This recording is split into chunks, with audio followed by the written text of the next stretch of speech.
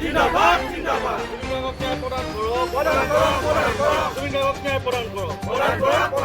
We want justice. Justice, justice. We want justice. Justice, justice. Mulla biti hak karo. Hak karo, hak karo. Mulla biti hak karo. Hak karo, hak karo. Hey,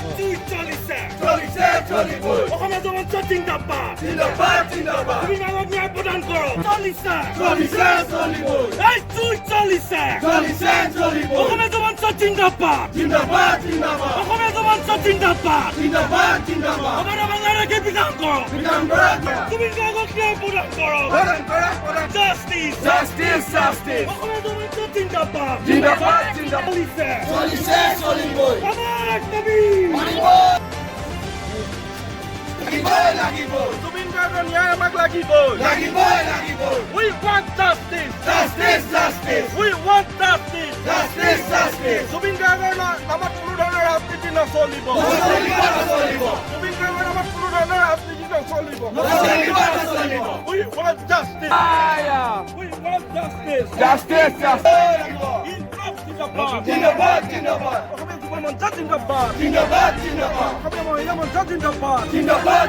Zubeen গাৰ্গৰ ন্যায় নামত কোনো ধৰণৰ ৰাজনীতি নচলিব নচলিব নচলিব এই চলিছে চলিছে আজি ঐতিহাসিক তলাতল ঘৰৰ প্ৰাংগণত আমাৰ অসমীয়া যুৱ মঞ্চৰ লগতে অসমীয়া মহিলা মঞ্চৰ শিৱসাগৰ জিলা সমিতিৰ লগতে জয়সাগৰ আঞ্চলিক সমিতি আমি এটা ইয়াতে প্ৰতিবাদ সাব্যস্ত কৰিছো আমাৰ প্ৰতিবাদৰ মূল লক্ষ্য আৰু উদ্দেশ্য এইটোৱে যে আমাৰ হিয়াৰ আমঠু জুবিন গাৰ্গ ডাঙৰীয়া হেৰাই যোৱা আমাৰ মাজৰ পৰা হেৰাই যোৱা আজি কেইবাটাও মাহ উকলি গৈছে কিন্তু আমি দেখিছিলো সেই সময়ত বহুত এটা ডাঙৰ ঢৌ উঠিছিলে যে জুবিন গাৰ্গৰ ন্যায় নোহোৱা পৰ্যন্ত একো নহয় কিন্তু আমি যেতিয়া দেখিছো আজি লাহে লাহে যেতিয়া দিনবোৰ বাগৰি বাগৰি গৈ আছে কৰবাত জুবিন দা মানুহটো কৰবাত যেন হেৰাই গৈছে আমি তেনেকুৱা অনুভৱ কৰিছো আজি কথা কেইটা কবলৈ যাওঁতো মই কৰবাত আবেগিক হৈ পৰিছো কিয়নো অনাগত দিনত আৰু মাত্ৰ এটা মাহৰ পিছতে আমাৰ বহাগৰ বিহুটো আহি আছে বহাগ বিহু বুলি ক'লে আমি জুবিন দা নোহোৱাকে বিহু পতাটো আমি কিমান ধৰণৰ এটা কষ্টকৰ কথা সেই কথাটো আমি প্ৰতিজন অসমীয়া হিচাপে আমি বুজি পাওঁ এই ক্ষেত্ৰত মই এটা কথাই আমাৰ প্ৰতিবাদৰ আজি মূল দাবী এইটোৱে আছিল যে জুবিন গাৰ্গৰ ন্যায় লাগে আমি জানো আমি যেতিয়া জুবিন গাৰ্গৰ ন্যায় বিচাৰো তেতিয়া আমাক প্ৰতিজন মানুহে কয় জুবিন গাৰ্গৰ ন্যায় চৰকাৰে নিদিয়ে জুবিন গাৰ্গৰ ন্যায় দিয়ে আইন আদালতে আমি এইটো নজনা নহয় জুবিন গাৰ্গৰ ন্যায় চৰকাৰে দিয়ে বুলি আমি কোৱা নাই আমি জানো যে জুবিন গাৰ্গৰ ন্যায় যেতিয়া আদালতৰ মজিয়ালৈ গৈছে আদালতেই ন্যায় দিব কিন্তু সেই ন্যায় প্ৰক্ৰিয়াটো কেতিয়ালৈকে যাব কিমান লেহেমীয়া হৈছে এজন জুবিন গাৰ্গৰ নিচিনা এজন ব্যক্তি হত্যাক যেতিয়া ইমান লেহেমীয়াকৈ ন্যায় প্ৰক্ৰিয়াটো আগবঢ়াই নিছে তেতিয়াহ'লে ভাবক আমাৰ নিচিনা জনসাধাৰণৰ সৰু সাধাৰণ মানুহৰ কি গতি হ'ব ইমান লাখ লাখ জনগণৰ গুণমুগ্ধ মানুহৰ তেওঁ এনেকুৱা এটা ব্যক্তি হত্যা তেওঁ আজি যি ন্যায় প্ৰদানৰ যিটো এটা ক্ষিপ্ৰতাৰে তেওঁৰ ন্যায় প্ৰক্ৰিয়াটো আগবাঢ়িব লাগিছিলে কিন্তু দেখিছে আমি সকলোৱে আজি দেখিছো যে তাত লেহেমীয়া হৈছে আমি বিচাৰিছো যে চৰকাৰে মুখ্যমন্ত্ৰী ডাঙৰীয়াই কৈছিলে যে ফাষ্ট ট্ৰেক আদালত গঠন কৰা হ'ব তাৰ জৰিয়তে খুব সোনকালে আমি জুবিন গাৰ্গৰ ন্যায় প্ৰদানৰ কথাটো আমি বিবেচনা কৰিম আৰু লগতে তেওঁ কৈছিলে যে যেতিয়ালৈকে এইখন চৰকাৰে জুবিন গাৰ্গক ন্যায় প্ৰদান কৰিব নোৱাৰে তেতিয়ালৈকে আমাক ভোট দিব নালাগে কথাটো আছিল ভোট কেন্দ্ৰিক তাৰ মানে আমাৰ আবেগক মুখ্যমন্ত্ৰী ডাঙৰীয়াই কৰবাত আমাৰ আবেগখিনিক টুকুৰিয়াই চাইছিলে নেকি এই কথাটো আমাৰ মুখ্যমন্ত্ৰী ডাঙৰীয়ালৈ আমাৰ প্ৰশ্ন আছে কিয়নো মুখ্যমন্ত্ৰী ডাঙৰীয়াই যিভাগে কৈছিলে যে তেওঁ জুবিন গাৰ্গৰ হত্যাৰ